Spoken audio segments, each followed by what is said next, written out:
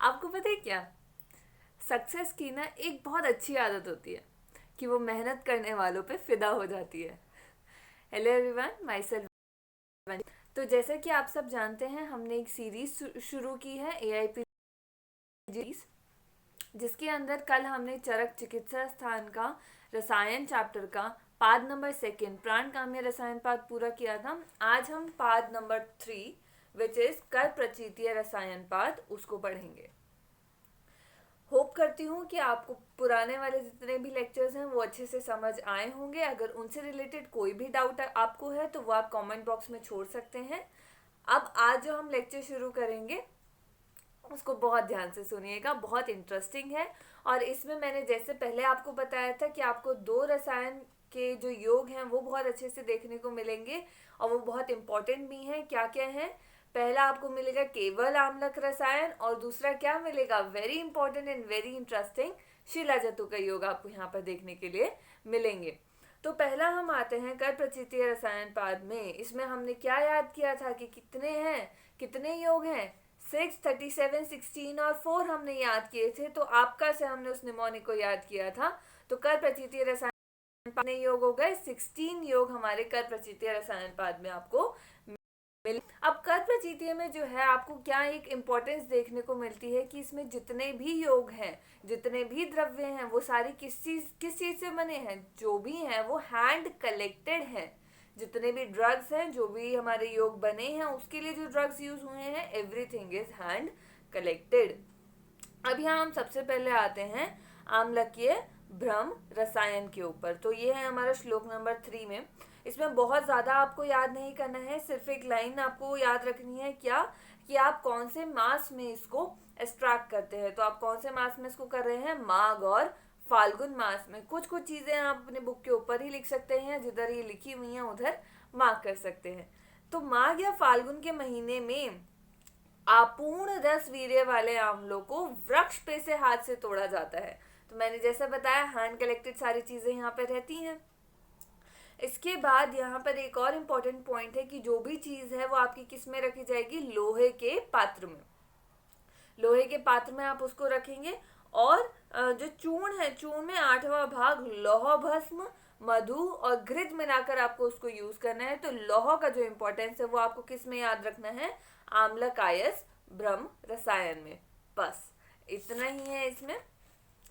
उसके बाद एक बहुत इंटरेस्टिंग, बहुत इंपॉर्टेंट, हम केवल आम्लक रसायन पे आते हैं। केवल आम्लक रसायन के लिए आपको कुछ नहीं करना है। जैसे हम बचपन में स्टोरीज सुनते थे, वैसी ही एक स्टोरीज इसको वैसी एक स्टोरी है जो आपको यहाँ पे पढ़नी है और उसको याद रखनी है। बहुत आसान स्टोरी है और आप सोचेंगे कि अरे ऐसा हम कर सकते हैं क्या, आज के ज़माने में नहीं कर सकते। करना चाहें तो कोशिश कर सकते हैं। तो ये हम आते हैं श्लोक नंबर 13 और 14 पे। इसका जो पूरा विमर्श है, उसमें जो कहानी दी गई है, हम उसको पढ़ेंगे और उससे ही चीजें याद रखेंगे।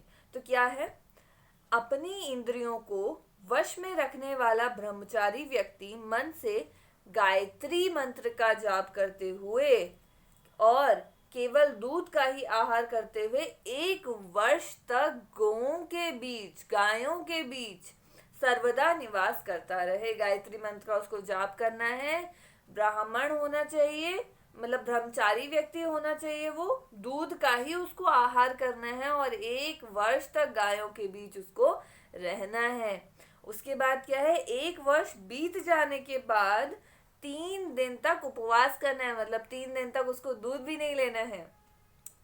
अर्थात व्रत कर शरीर को शुद्ध कर लेने के बाद, अब ये याद रखिएगा कौन से हमारे मास हैं, पूष मास या पूष माघ या फाल्गुन की पूर्णिमा को आंवले के वन में प्रवेश करें। मतलब पूष माघ या फाल्गुन की जो पूर्णिमा होती है उस टाइम पे क्या करना है, उसको वन में प्रवेश करना है।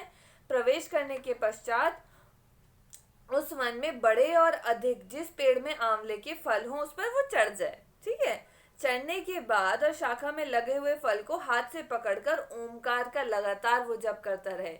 जब वो ओमकार का जप करेगा तो उस आंवले में क्या होगा, अमृत का समावेश हो जाएगा, अमृत उसमें चला जाएगा, तभी तो वो रसायन कहलाएगा। वरना ऐसे तो कोई भी पेट से आंवला तोड़ लेगा, बोलेगा मुझे क्यों 1 साल तक इतना तप करना है, क्यों गायों के बीच रहूं, क्यों दूध पीऊं। पर ऐसा नहीं है। तो जब तक कि उस आंवले में अमृत ना चला जाए, यह निश्चय करे कि इस प्रकार नियम पूर्वक ओमकार का जप करने से एक क्षण के लिए आंवले में अमृत चला जाता है। अमृत के आ जाने पर अमृत के संयोग से वह आंवला चीनी या मधुर के, अब आंवला कितना खट्टा होता है, लेकिन जब उसमें अमृत का प्रवेश हो जाएगा, जब आप उसमें ओमकार का जाप करते हुए अमृत का प्रवेश कर देंगे, तो क्या होगा, चीनी या मधु के समान वो मधुर हो जाएगा, चिकना हो जाएगा और कोमल हो जाएगा। कितनी प्रॉपर्टीज उसकी बदल जाएंगी। इस प्रकार के जितने आंवले को नियम पूर्वक ब्रह्मचारी व्यक्ति सेवन करता है, उतने ही 1000 वर्ष तक युवा होकर जिंदा रहता है। क्या होता है, अपने ब्रह्मचार्य में रहते हुए उसने ओम गायत्री मंत्र का जाप करते हुए वन में 1 वर्ष उसने बिताया, खाली दूध पिया, गायों के बीच वो बिताया। उसके बाद 1 वर्ष के बाद उसने क्या किया, 3 दिन का उपवास किया। उपवास करके वो वन में गया। वन में जाने के लिए मास कौन से बताए, पूस, माघ या फाल्गुन की पूर्णिमा को वो वहां गया। वहां जाकर उसने क्या किया, आंवले को तोड़ा, आंवले को पकड़कर उसमें ओमकार का जाप किया, जिससे कि उसमें अमृत प्रवेश कर जाए। अमृत प्रवेश करने के पश्चात जितने आंवले वो खाएगा, मतलब एक क्षण ऐसे बोलते हैं कि कोई एक ऐसा टाइम आता है जब उसमें अमृत चला जाता है, तो जब वो उसको पकड़ के खाएगा, खाने के बाद क्या होगा, जितने वो आंवले खाएगा उतने साल वो, उतने 1000 वर्ष, उतने सहस्त्र वर्ष वो जो प्राणी है वो जिंदा रहेगा। और अगर इस प्रकार के आंवले को भरपेट खाकर कोई तृप्त हो जाता है, तो देवताओं के समान अमर हो जाता है। और उस व्यक्ति के पास क्या आएगी, जैसे हमने वहां पढ़ा था वाजीकरण में कि क्या आता है, क्या आता है, श्री शोभा आती है। तो यहाँ पर भी क्या होता है, उस व्यक्ति के पास श्री, वेद, विद्या का ज्ञान और वाक रूपिणी सरस्वती स्वयं चली आती हैं। अब ये कहानी तो आपने याद कर ली, कहानी में से कुछ कुछ पॉइंट्स भी जो मैंने रिपीट किए वो आपको पता है, याद ही रखने हैं। उसके साथ साथ कुछ पॉइंट हमें श्लोक के याद रखने हैं। वो क्या है, आप आएंगे श्लोक नंबर 13 पे। जीवेद वर्ष सहस्त्राणी तावंत्यागत यौवनः, मतलब 1 सहस्त्र वर्ष तक, मतलब जितने आंवले लेगा उतने सहस्त्र वर्ष तक उसको यौवन रहेगा है, हम डिस्कस कर चुके हैं। उसके बाद आता है श्लोक नंबर 14, हम देखेंगे 14 पे क्या है। लास्ट में आप देखना, श्री वेदा वाक च रूपिणी, क्या आता है उससे, श्री आती है, वेदा आती है, मतलब वेदों का ज्ञान होता है, और वाक च रूपिणी मतलब जो वो बोलता है वो सरस्वती उसके मुख में वास करने लगती हैं, ऐसा बोला जाता है। अब इसके बाद आप सीधा आएंगे श्लोक नंबर 14 पे। श्लोक नंबर 14 किससे रिलेटेड है, हमारा इंद्र रसायन से रिलेटेड है। इंद्र रसायन हमने देखा था कि हम कर प्रचिति रसायन बाद में पढ़ेंगे उसको। इंद्र रसायन में आपको बहुत सारी चीजें नहीं याद रखनी है, लेकिन एक चीज बहुत इंटरेस्टिंग और बहुत इंपॉर्टेंट है। वो क्या है, हमेशा क्या है, रसायन है रेजुविनेशन, रसायन है आपको आगे जिंदा रखने के लिए, और विष क्या होता है, मारने के लिए। लेकिन इंद्र रसायन एक ऐसा रसायन है जिसमें विष का प्रयोग होता है, थोड़ी मात्रा में ही सही, लेकिन विष का प्रयोग हम इसमें करते हैं। तो इंद्र रसायन में क्या है, आप श्लोक नंबर 24 में, आप 25 में आप उसको देखेंगे, लिखा हुआ है हेम सर्पी विषैर विना। हेम सर्पी विषैर विना मतलब शुद्ध विष, गौघृत में स्वर्ण और विष और घृत को छोड़कर, मतलब उसमें छोड़ना है, उसमें डालना है, क्या विष डालना है, विष को तिल के समान मात्रा में, उसको बहुत थोड़ा सा उसको डालना है आपको, किसमें, इंद्र रसायन में, याद रखिएगा। अब आते हैं हम श्लोक नंबर 27 पे। उसमें क्या है, इसके गुण नियम है कि इसको सेवन करने से, इंद्र रसायन का सेवन करने से आपको क्या प्राप्त होता है। आयुष्यम पौष्टिकम धन्यम स्वर वर्ण प्रसादनम, आयुष्यम मिलता है, मतलब आयु की वृद्धि होती है, पौष्टिकता मिलती है, धन्य होता है पुरुष, स्वर्ण और वर्ण का प्रसादन होता है। अब ये आप याद करने की कोशिश कीजिएगा कि धन्य आपने पहले भी कहाँ पढ़ा है। नहीं याद आए तो चैप्टर नंबर 1 के पहले पाद को खोल के देखिए, उसमें आपको मिल जाएगा। बता दूं, हरित की जब हमने पढ़ा था तो उसमें हमने धन्य कहीं पर पढ़ा था, उसको चेक कीजिएगा। उसके बाद है यहाँ पर, यह सिद्ध जो इंद्र रसायन है ये क्या होता है, ओज को भी बढ़ाने वाला होता है। तो यहाँ हमने 2 इंपॉर्टेंट पॉइंट देख लिए। पहला पॉइंट हमारा क्या रहा है कि हम विष मिलाते हैं इसमें तिल के समान, और दूसरा इंपॉर्टेंट पॉइंट क्या रहा कि इसमें ओज की, इसका सेवन करने से वृद्धि होती है। ठीक है, अब आते हैं हम चार major, very important and very interesting. Major रसायन क्या है? रसायन जो मेधा की वृद्धि करे। आजकल जैसे हम लोग तैयारी कर रहे हैं, तो तैयारी करने के टाइम पे कभी कभी हमें ऐसी ज़रूरत होती है कि कुछ तो ऐसा मिल जाए ना जो हमें हर टाइम जगाए रखे, हमारे स्ट्रेस को रिलीव करे, और हमारी बुद्धि इतनी फास्ट हो जाए, हमारा ब्रेन, कि हम सब कुछ अच्छे से याद रख पाए, सब कुछ अच्छे से कर पाए। तो उसी सीरीज के लिए, उसी चीज़ के लिए आचार्यों ने बनाया था इंद्र रसायन, मेध रसायन। तो मेध रसायन को आप यूज़ करके अपनी बुद्धि बढ़ा सकते हैं, और इस एग्ज़ाम को और अच्छे से आप उसको क्रैक कर सकते हैं। अब लेकिन आपको मेध रसायन लेना तो है। अब आप ये पूछेंगे कि हमें मेध रसायन में लेना क्या क्या है या कैसे लेना है, तो वो यहाँ बताया गया है। अब आप आएंगे श्लोक नंबर 30 पे। श्लोक नंबर 30 में क्या बोला है? मंडुक पर्ण्या स्वरसः प्रयोज्य क्षीरेण्यस्ति मधुकस्य चूर्णम रसो गुडुचियास्तु सामूल पुष्पया कल्कः प्रयोज्य खलु शंख पुष्पया। मतलब आपको इसमें क्या याद रखना, आपको ये तो पता है कि चार मेध्य रसायन है, मंडुक पर्णी, यष्टि मधु, गुडुचि और शंख पुष्पी। मंडुक पर्णी, यष्टि मधु, गुडुचि और शंख पुष्पी, ये चार आपको पता है कि याद रखने हैं। अब आपको क्या करना है, मंडुक पर्णी का क्या यूज होगा? स्वरस। यष्टि मधु का क्या होगा? क्षीरेण यष्टि मधु कस्य चूर्ण, मतलब दूध के साथ यष्टि मधु का चूर्ण। गुडुचि का क्या होगा? रसो गुडुचुयास्तु सामूल पुष्पया, गुडुचि का रस यूज होगा। और कल्कः प्रयोज्य खलु शंख पुष्पया, मतलब शंख पुष्पी का कल्क। मंडुपर्णी का स्वरस, यष्टि मधु का चूर्ण, गुडुचि का रस और शंख पुष्पी का कल्क, ये आपको प्रयोग करना है। ये मैच द फॉलोइंग में भी आ सकता है और डायरेक्टली भी आपसे पूछा जा सकता है। तो इसके एक टेबल बना के याद कर लेना, या फिर श्लोक बहुत आसानी से याद हो जाता है। मंडुक पर्ण्या सरस प्रयोज्य क्षीरेण यस्तु मधुकस्य चूर्ण रसा गुडुचि अस्तु फलमूल पुष्पया कल्का सप्रयोज्य खलु शंख पुष्पया। ये आपको बहुत इजीली याद हो जाएगा, 2 बार पढ़ेंगे याद हो जाता है। उसके बाद आप आएंगे श्लोक नंबर 31 पे। उसके लास्ट लाइन में दिया हुआ है मेध्या विशेषण च शंख पुष्पी, मतलब शंख पुष्पी विशेष रूप से मेध्या होती है, ये आपको याद रखना है। इसके बाद आप डायरेक्ट आएंगे श्लोक नंबर 33 पे, पिपली रसायन। इसमें एक बहुत इंटरेस्टिंग पॉइंट आएगा, मैं उससे रिलेटेड चीजें आपसे पूछूंगी, आप बताइएगा। श्लोक नंबर 33 आप देखेंगे पिपली रसायन के लिए, उसमें क्या बोला गया है? किंशुक क्षार भाविता घृत वर्जिता, मतलब किंशुक के क्षार जल में पिपली को भावित करना है और घृत में उसको भूनना है। किंशुक क्या है? पलाश। पलाश हमने पहले कहाँ पढ़ा था? हमने पाद नंबर 1 में भी पढ़ा था, पाद नंबर 2 में भी पढ़ा था। हमने यह कहाँ पढ़ा था? चतुर्थ आम्लक रसायन में हमने पलाश पढ़ा था कि नहीं? और कहाँ पढ़ा था, याद कीजिए। तो किंशुक क्षार भाविता घृत भर्जिता, ये आपको किसमें? पिपली रसायन में याद रखना है। मतलब पलाश के क्षार जल का इसमें प्रयोग किया गया है। और क्या यूज हुआ है इसमें? इसको घृत में उसको फिर भूना गया है। अब पिपली में, इसमें पिपली रसायन में क्या है? रसायन गुण को चाहने वाला व्यक्ति 1 वर्ष तक अपने अग्नि बल के अनुसार 5, 8, 7 या 10 पिपली को कपड़छान चूर्ण को मधु और घृत के साथ वो सेवन कर सकता है। ये काम तो आपको याद रखने हैं।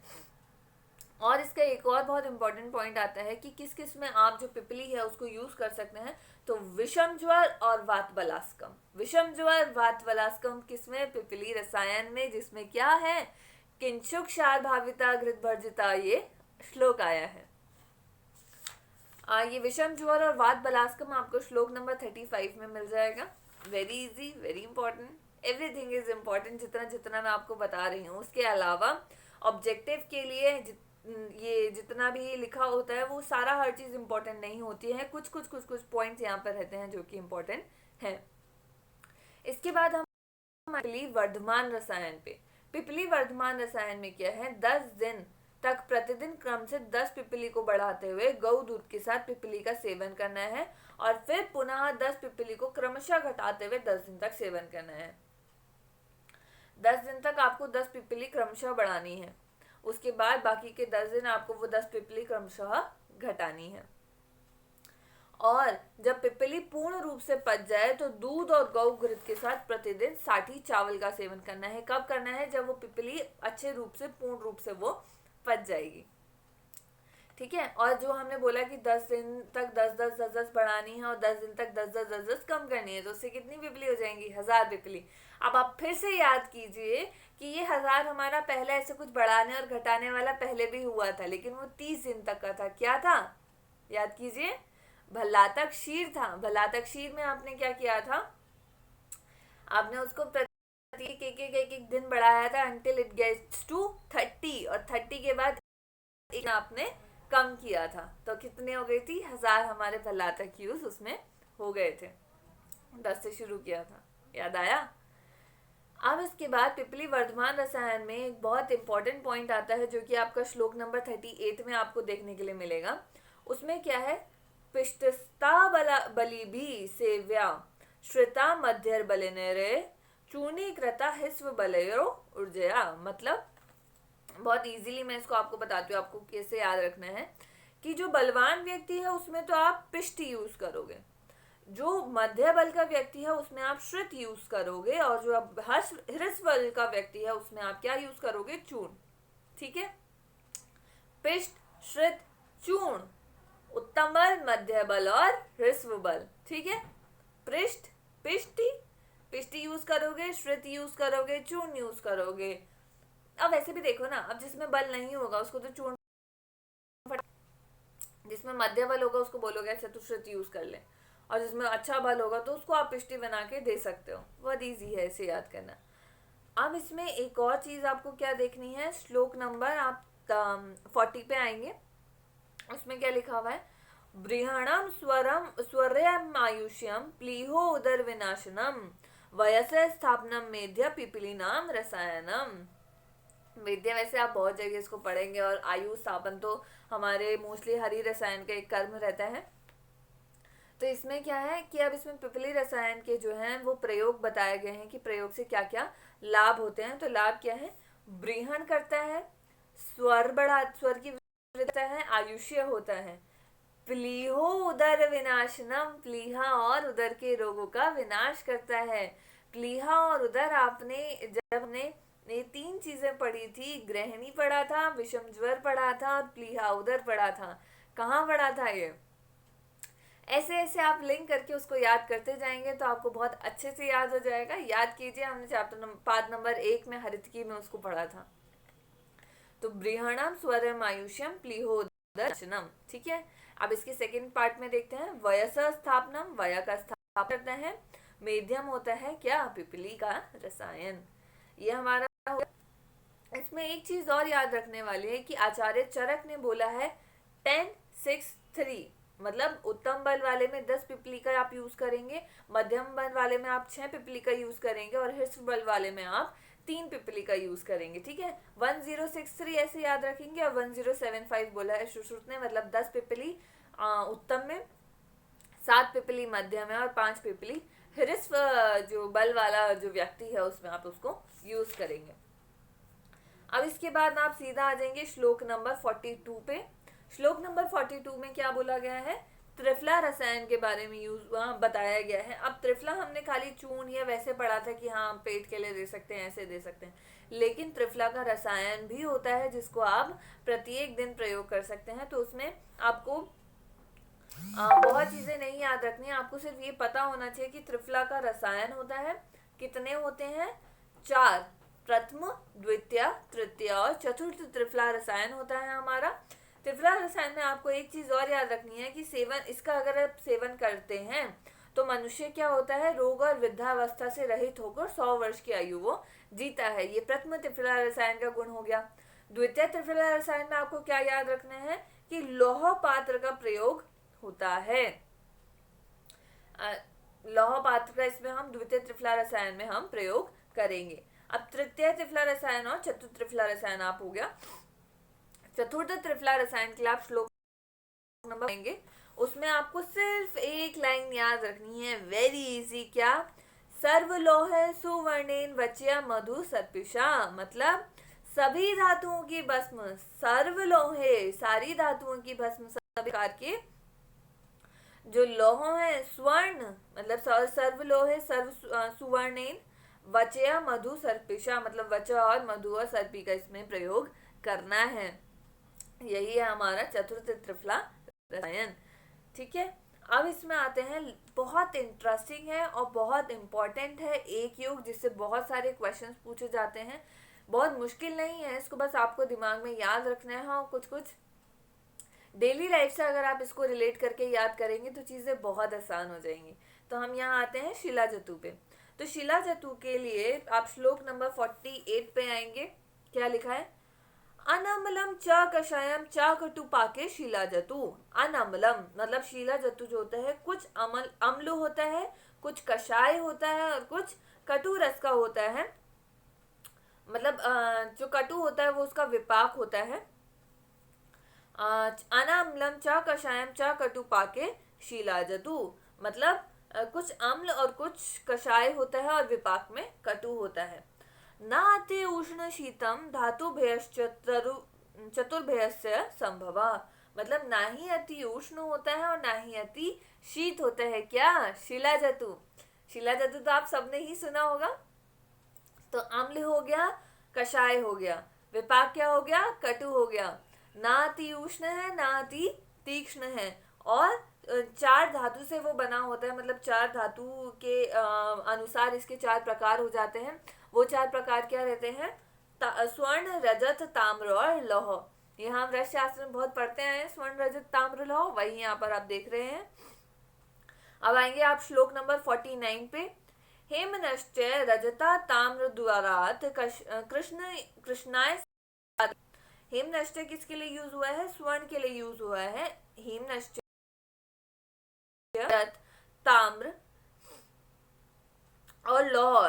ठीक है, ये क्या होते हैं? मतलब लौह से जो उत्पन्न शिला जतु होते हैं, मतलब ये स्वर्ण, रजत, ताम्र और लौह, इनका क्रम बताया गया है कि इससे इनकी श्रेष्ठता होती है। कृष्णाय सात अर्पी जो है वो गुड क्वालिटी ऑफ लौह के लिए यूज हुआ है, कृष्ण वन के लिए नहीं यूज हुआ है। उसके बाद आते हैं रसायनम तद्विद भिस्तद वृश्यम तच रोगनोत, मतलब अगर इसका विधि से सेवन किया जाता है तो यह वाजीकरण भी होता है, रसायन भी होता है और रोगों को दूर करने वाला भी होता है। क्या? हमारा शिला जतु। ये श्लोक आपको याद रखना है। मैं इसको दोबारा रीड कर देती हूँ, आप इसको वन गो में नहीं भी याद रहता है तो टुकड़ों में इसको समझ के आप याद करेंगे, पॉइंट्स याद रखेंगे कि क्या क्या होते हैं। कि अनअम्लम होता है, कषाय होता है, विपाक में कटु होता है, ठीक है, ना अति उष्ण होता है, ना अति शीत होता है, चार प्रकार का होता है, स्वर्ण, रजत, ताम्र, लौह। और हेमनश्च करके इसका, हेमनश्च रजत ताम्र करके इसका जो है श्लोक आया है, कृष्णात् स्वादपि किसके लिए आया है? लोह के लिए आया है। और ये ऑर्डर किसका है? इसके श्रेष्ठता का इसका ऑर्डर है। उसके बाद क्या है कि ये रसायन भी है, वाजीकरण भी है और आरोग्य को भी प्रदान करते हैं। क्या? हमारा शिला जतु। तो आप श्लोक नंबर 48 और 49 याद रखेंगे। इसके बाद इसमें एक और चीज आती है, अगर आप इसमें देखेंगे शिला जतु की भावना, द्रव्य तथा मात्रा। मतलब शिला जतु का प्रयोग करते समय आहार में किसकी प्रधानता रहनी चाहिए? दूध की प्रधानता रहनी चाहिए। बोला तो है ना अति उष्ण ना अति शीत, लेकिन इसमें किसकी प्रधानता रहनी चाहिए? आपकी दूध की इसमें प्रधानता रहनी चाहिए शिला जतु का प्रयोग करते हुए। अब इसमें ना एक क्वेश्चन बहुत कॉमन आता है, उसको आप लिख भी सकते हैं, स्टिकी नोट आप ऊपर लगा सकते हैं उसको, या फिर आप डायरेक्ट अपना बुक में लिख लीजिए। और इस क्वेश्चन में हम लोग बहुत कंफ्यूज होते हैं, तो मैं आपको बताती हूँ कि पहले आप लिखेंगे उत्तम, मध्य और अवर। ठीक है, उत्तम, मध्य, अवर। अब इसका मतलब प्रयोग जो होता है तीन तरीके से होता है। अवर, अब लगातार 7 सप्ताह अगर आप शिला जतु का प्रयोग करते हैं, लगातार 7 सप्ताह, 7 दिन नहीं है, सप्ताह है। अगर आप लगातार 7 सप्ताह तक शिला जतु का प्रयोग करते हैं तो वो क्या हुआ? उत्तम हुआ। अब अगर आप लगातार 3 सप्ताह तक शिला जतु का प्रयोग करते हैं तो वो क्या हो गया? मध्यम। और अगर आप लगातार 1 सप्ताह तक उसका प्रयोग करते हैं तो वो गया अवध। 7, 3, 1 हफ्ते। ठीक है, आपने ये उसके आगे लिखा। अब और उसके आगे एक चीज क्या लिखनी है कि इनकी मात्रा कितनी होती है, मतलब आपने इतना तो प्रयोग करना है, लेकिन प्रवर जो मनुष्य है उसमें कितनी आपको मात्रा यूज करनी है, 1 पल या 4 तोला आप उसको यूज करना है, उसी के आगे आप लिख देंगे। मध्य में आपको 2 तोला या आधा पल यूज करना है, ठीक है। मध्य में आप कितना यूज करेंगे, 2 तोला या आधा पल, और अवर में आप यूज करेंगे 1 तोला या 1 कर्ष। आधा आधा होता जाना ना, 4 तोला, 2 तोला, ठीक है, प्रवर अव्यय, अवर और मध्य, 7 3 1 आपने याद रखा, 4 2 1 याद रखा, आधा आधा हो गया। उसके बाद आपको क्या रखना है, अगर आप पल में याद रख रहे हो तो भी आधा हो जा रहा है, 1 पल, आधा पल, फिर कर्ष में आ जाएगा 1 कर्ष, वेरी इजी। इसके बाद आता है कि शीला जतु की जो है उत्पत्ति कहाँ से हुई है, तो इसके लिए आप आएंगे श्लोक नंबर 56 पे। श्लोक नंबर 56 में क्या बोला गया है, हे माद्या सूर्य संतप्तता स्रवंती गिरी धातव जतवाभम मृदु मृत सन्नाचम यन अम्लम तत्शिला जतु। मतलब स्वर्ण आदि गिरी धातुएं सूर्य के ताप से संतप्त होकर लाक्षा के समान कोमल चिकनी मिट्टी के समान स्वच्छ मल का स्राव करती हैं, और उस मल का नाम शिला जतु होता है। मैं एक बार ही ना एक यूट्यूब वीडियो देख रही थी, तो उसमें एक सरदार जी थे, तो वो बताते थे कि हम लोग यहाँ से ऐसे शीला जतु अच्छा वाला मंगवाते हैं या एक्सट्रैक्ट करके मंगाते हैं। तो उन्होंने भी कुछ ऐसी ऐसी सी कहानी बताई थी कि एक अच्छा शीला जतु कैसा होता है।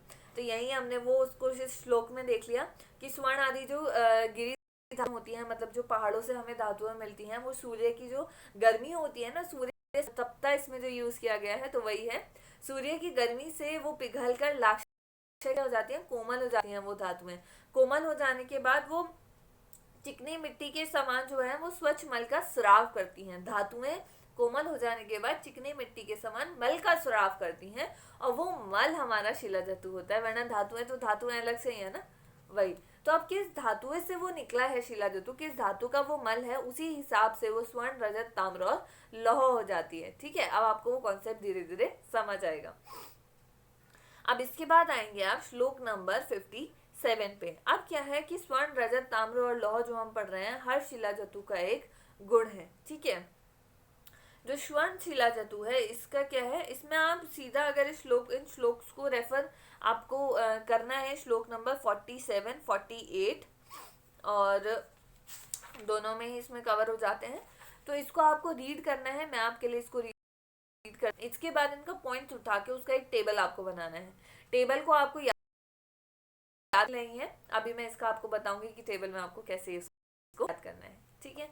अब आते हैं स्वर्ण शिला जतु का गुण कर्म क्या होता है। स्वर्ण शिला जतु रस में मधुर और तिक्त होता है, ठीक है। जपा पुष्प निभश्च, श्लोक नंबर 57 में दिया हुआ है, जपा पुष्प निभश्च मतलब जपा पुष्प के समान वो होता है, विपाक में कटु वीर्य में शीतल। अब इसको ऐसे ही रीड करो। रजत क्या हो गया, रजत शिला जतु जो होता है वो रस में कटु, वर्ण में श्वेत, वीर्य में शीत, विपाक में स्वादु। ताम्र जो होता है बहिर्कंठा, इसके लिए यूज हुआ है श्लोक नंबर 58 में, मयूर के कंठ की आकृति का होता है। अब इसके बाद हम सीधा आ जाते हैं अपने टेबल पे। अगर आपने जो है ये हमारा काशीनाथ पांडे और गोरखनाथ चतुर्वेदी जी की बुक आपने यूज की है, तो उसमें हमारा पेज नंबर 44 पे एक टेबल बना हुआ है, उस टेबल को हम देखते हैं। तो इसमें आप टेबल में क्या करेंगे, आप अपने बुक में भी एक स्टिकी नोट लगा सकते हैं। स्टिकी नोट्स बहुत काम के होते हैं इन चीज़ों में। तो आप लिखेंगे स्वर्ण, रजत, ताम्र और लौह, ठीक है। उसके बाद लिखेंगे रस, वीर्य, विपाक और वर्ण, 4 ही चीजें हमें याद रखनी है। जो स्वर्ण होगा, स्वर्ण क्या है, अब स्वर्ण हमें बहुत अच्छा लगता है, स्वर्ण देख के तो हमारी मम्मियाँ भी बहुत खुश हो जाती हैं। तो मधुर और तिक्त किस में आएगा, स्वर्ण में आएगा। रजत क्या होगा हमारा, कटु होगा, ठीक है। मधुर तिक्त हमारा हो गया स्वर्ण, रजत क्या हो गया कटु, ताम्र क्या हो गया तिक्त, त से ताम्र त से तिक्त, लौह क्या हो गया तिक्त और लवण, ला से लौह ला से लवण। तो स्वर्ण क्या हो गया मधु और तिक्त, रजत क्या हो गया कटु, ता से ताम्र ता से तिक्त, और हमारा लौह क्या हो गया तिक्त, तिक्त पहले वाला आ गया, ला से लौह ला से लवण। तो याद हो गया मधुर तिक्त, कटु तिक्त और तिक्त और लवण। ला और ता से तो आपको याद रखेंगे, आपको रजत याद रखना है, कटु और स्वर्ण तो मधुर है ही। इसके बाद जितने भी ये सारे होते हैं सभी वीर्य में शीत होते हैं। गर्म क्या होता है ताम्र, ताम्र क्या होता है उष्ण, तो स्वर्ण शीत हो गया, रजत शीत हो गया, ताम क्या हो गया, उष्ण, और हमारा लौह क्या हो गया, शीत। तो आपको ये याद रखना है। अब आपको विपाक याद रखना है कि सभी का विपाक कटु है। किसका विपाक स्वादु है, रजत का। रजत का रस कटु था, विपाक स्वादु है। और हमारा उष्ण क्या था, ताम्र हमारा उष्ण था, बाकी सब क्या थे, शीत थे। अब इसका वर्ण याद आपको करना है। वर्ण बहुत आसान है। जैसे स्वर्ण है, स्वर्ण का वर्ण है रक्ताभ। जपा पुष्प के समान रक्त वर्ण का होता है हमारा स्वर्ण। स्वर्ण देखा भी है, जब वो गर्म होता है तो एकदम रेड हॉट नहीं हो जाता जब हम उसको पिघलाते हैं। तो जपा पुष्प के समान वो लाल वर्ण का होता है, रक्ताभ हमारा स्वर्ण होता है। रजत क्या होती है, श्वेत होती है। ये तो आपको ऐसे ही याद रहेगा, रजत श्वेत। ताम्र क्या होगा, ताम्र अगर आप तांबा देखेंगे तो क्या होता है, मोर के कंठ के समान होता है, तो बहिर् कंठ इसके लिए यूज हुआ है। और लौह क्या होता है, लौह तो काला होता ही है, तो कृष्णाब गुगलू के समान हमारा क्या होता है, लौह। तो स्वर्ण हो गया, क्या हुआ, रक्ताभ हुआ, जपा पुष्प समान। रजत क्या हुआ, श्वेत तो है ही। ताम्र क्या हुआ, ताम्र हमारा कैसे मोर के कंठ के समान नहीं दिखता है, तो बहिर्कंठी भी। और हमारा लौह क्या हो गया, कृष्णाभ होता है, और किसके, गुगलू के समान होता है। ये हमें याद हो गया। अब इसके बाद हम आते हैं श्लोक नंबर 60 पे। उसमें क्या बोला है, गौमूत्र गंधे सर्वे सर्व कर्मसु योगिका रसायन प्रयोगेशु पश्चिमस्तु विशेषस्य। मतलब जो सभी चारों प्रकार के शिलाजतु होते हैं हमारे, वो क्या होते हैं, गौमूत्र के समान गंध वाले होते हैं। ये सभी चारों प्रकार के शिलाजतु गौमूत्र के समान गंध वाले होते हैं। ठीक है, गाय के समान, गाय के मूत्र के समान इन चारों प्रकार के शिलाजतु में गंध आती है। गौमूत्र गंध से सर्वकर्मसु योगिका, सर्वकर्मसु योगिका मतलब चारों ही जो शिलाजतु होते हैं ये सभी कर्मों में प्रयोग होते हैं। ठीक है, लेकिन अब इसमें कोई तो एक श्रेष्ठ होगा किसी एक कर्म के लिए। तो हम तो यहाँ क्या पढ़ रहे हैं, रसायन पढ़ रहे हैं। तो रसायन के प्रयोग के लिए कौन सा श्रेष्ठ है, रसायन प्रयोगेषु पश्चिमस्तु विशेषस्य है। मतलब रसायन का प्रयोग में अंतिम, पश्चिमस्तु मतलब एंड वाला जो है वो लौह शिलाजीत जो होता है वो अति लाभकारी होता है। पश्चिमस्तु किसके लिए यूज हुआ है कि अंत वाला जो होता है, तो लौह है हमारा, वो रसायन प्रयोग के लिए उत्तम होता है। ठीक है, इसके बाद आते हैं हम श्लोक नंबर 62 पे। शीला जतु प्रयोगेशु विदाहिनी गुरुणी च। मतलब शीला जतु का जब भी आप प्रयोग कर रहे हो तो हमने ये तो पढ़ा नाति उष्ण नाति शीत है, लेकिन तब भी हम ऐसा तो नहीं कि बहुत गरम गरम चीजें हम खा लेने लगेंगे। तो आपको गरम चीजें नहीं खानी है। तो विदाही और गुरु अन्न का आपको सेवन नहीं करना है। और जितने पहाड़ी लोग हैं वो जानते हैं कुलथ नाम की एक दाल आती है, मैंने भी पहाड़ में आके ही उस दाल का नाम सुना। तो कुलथ दाल का सेवन आपको एकदम वर्जित है। धातु के प्रयोग के साथ कुलथ दाल का सेवन नहीं करना है, बिल्कुल नहीं करना है।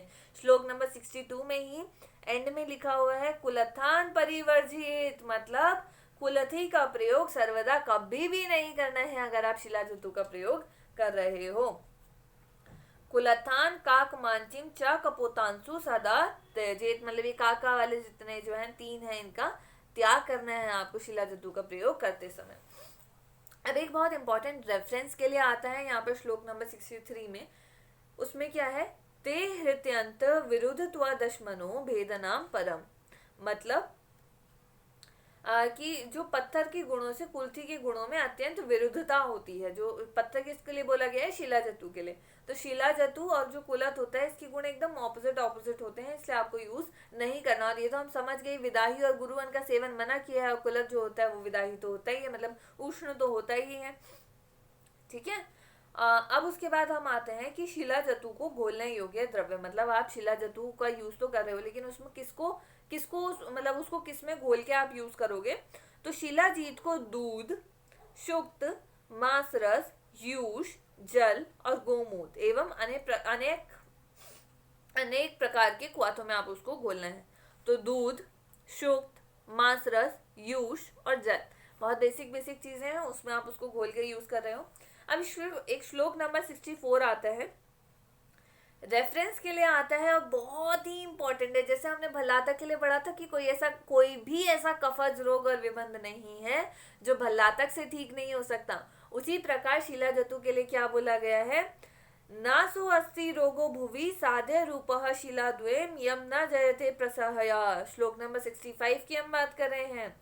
तत्काले योगे वृद्धि भी प्रयुक्तम स्वस्थस्य च ऊर्जा विपुला ददाती। मतलब भूमि पर ऐसा कोई भी साध्य रोग नहीं है जिन्हें उचित समय पर उचित योगों के साथ विधि पूर्वक शिलाजीत का प्रयोग बल से नष्ट ना कर सके, अर्थात सभी रोगों को नष्ट कर सकता है। स्वस्थ मनुष्य यदि शिलाजीत का विधि पूर्वक प्रयोग करता है तो उत्तम बल देता है। मतलब जो अस्वस्थ है उसका तो रोगों का नष्ट हो जाएगा, निवारण होगा, और जो हमारा स्वस्थ व्यक्ति है वो भी शिलाज्योति को प्रयोग करके उत्तम बल की प्राप्ति कर सकता है। कॉन्ट्राइंडिकेशन क्या है कि कुलत दाल नहीं खानी है या विदाही और गुरुवन का सेवन नहीं करना है। ये जो श्लोक है ये हमारा रेफरेंस के लिए आता है। तो इसी प्रकार हमारे जो रसायन चैप्टर का जो थर्ड पार्ट था शिलाजतु वो हमारा पूरा होता है। अब इसके बाद हमारा खाली एक पार्ट बचा है, आयुर्वेद समुत्थानीय रसायन पार्ट। बहुत छोटा सा पार्ट है। ये जो वीडियोस हैं, ये लेक्चर्स हैं, ये थोड़े से लंबे हो जा रहे हैं, पर इनका जो ड्यूरेशन है वो लंबा होने का क्या कारण है कि हम उसको खाली रीड नहीं कर रहे हैं, हम उस चीज़ को समझ के आगे बढ़ रहे हैं। और जैसे जैसे अगर आप इस लेक्चर को केवल आप से बुक के साथ, तो आप ये देखेंगे कि आपको वो चीज़ें आधी ऐसे ही याद हो जाएंगी, और जितना आप उसका रिपीटिशन करेंगे वो चीज़ें आपको और अच्छे से याद रहेंगी। तो लेक्चर अच्छे से देखिएगा, अच्छे से सुनिएगा। कोई भी डाउट है आपको तो आप कमेंट बॉक्स में उसको छोड़ सकते हैं, कोई सजेशन है वो भी आप दे सकते हैं। और आगे के लिए आप अच्छे से तैयारी करते रहिए। समय है तो MCQs भी अभी से आप उसको लगाना शुरू कर दीजिए, ठीक है। एग्ज़ाम में हमारे पास बहुत ज़्यादा समय नहीं बचा है, तो कोशिश कीजिए कि तैयारी आप अपनी बहुत कॉन्टिन्यूस, कंसिस्टेंट और अच्छी रखें। Thank you.